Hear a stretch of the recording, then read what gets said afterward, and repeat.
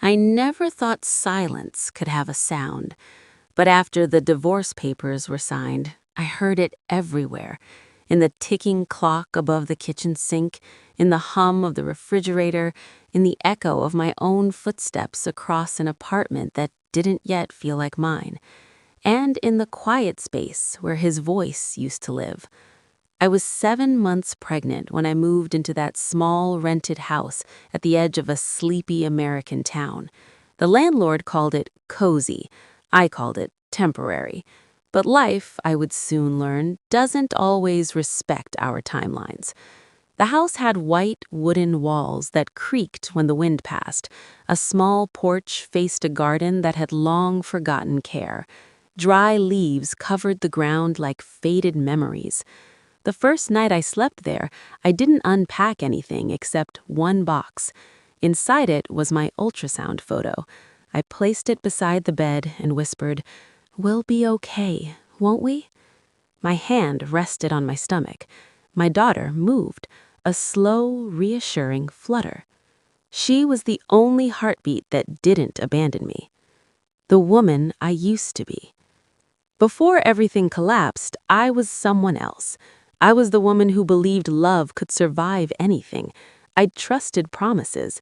I believed in forever. I believed in him.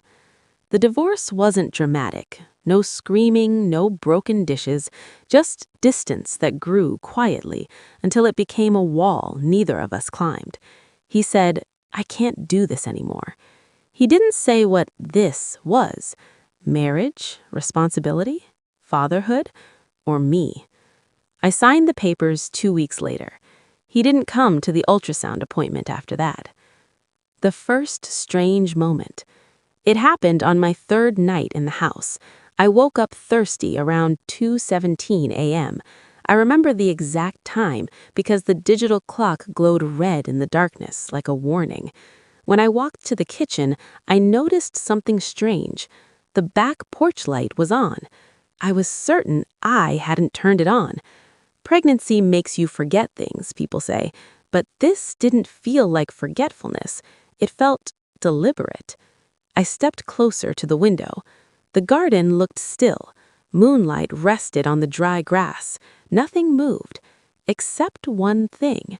The wind chime near the porch swayed gently, but there was no wind. I stood there for a long time, holding the edge of the counter, listening. A soft, metallic sound. Clink, clink, like someone touching it carefully. I whispered, "Hello?" My voice sounded small inside the empty house. No answer, but my daughter moved suddenly, stronger than usual, as if she heard something I couldn't. Learning to live alone. Days became routines. I forced myself into structure to keep my mind from unraveling. Morning tea, short walks, prenatal exercises, job applications, doctor visits, reading parenting books I barely understood. Loneliness is heavy during pregnancy. Every advertisement shows smiling couples. Every appointment asks about the father. One afternoon, the nurse gently asked, "Will someone be with you during delivery?" I smiled politely and said, "Yes." I lied. That evening, I sat on the porch watching sunset colors bleed into the sky. My hand traced circles on my stomach. "I'm enough for you, and you're enough for me." But my voice trembled.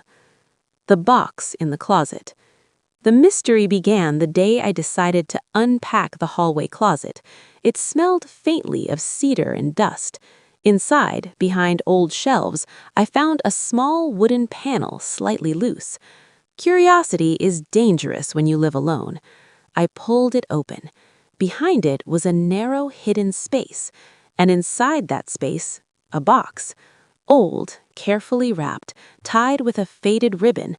I don't know why my heart started racing. Maybe because abandoned houses rarely hide happy things. Inside the box were letters, dozens of them, all addressed to someone named Elena. None were opened, and on the back of every envelope was the same return address. This house. The first letter I shouldn't have read. I told myself not to interfere with someone else's past, but loneliness makes you listen to stories that aren't yours. I opened one. The handwriting was delicate but urgent. If you ever return, please know the garden still remembers you. Some truths never leave a place. They wait. There was no signature, no date, only a pressed, dried flower inside. My hands shook. The baby moved again, slow and steady. That night I couldn't sleep. I kept thinking about one sentence. Some truths never leave a place. They wait. Wait for what? Wait for whom? The feeling of being watched. The strange things didn't stop. The wind chime moved without wind. The porch light turned on by itself twice more. Sometimes I smelled lavender, though I owned nothing scented. But the most unsettling moment happened a week later. I was folding baby clothes when I heard footsteps above me. Soft, slow, measured. But the house had no second floor. I froze. The sound stopped. Then a gentle knock from inside the wall near the hallway. Not loud, not threatening, just present. My voice barely formed. "Is someone there?" Silence answered, but I felt something unexpected. Not fear, sadness. A deep, lingering sadness that didn't belong to me. The neighbor who knew something. 2 houses down lived an elderly woman named Margaret.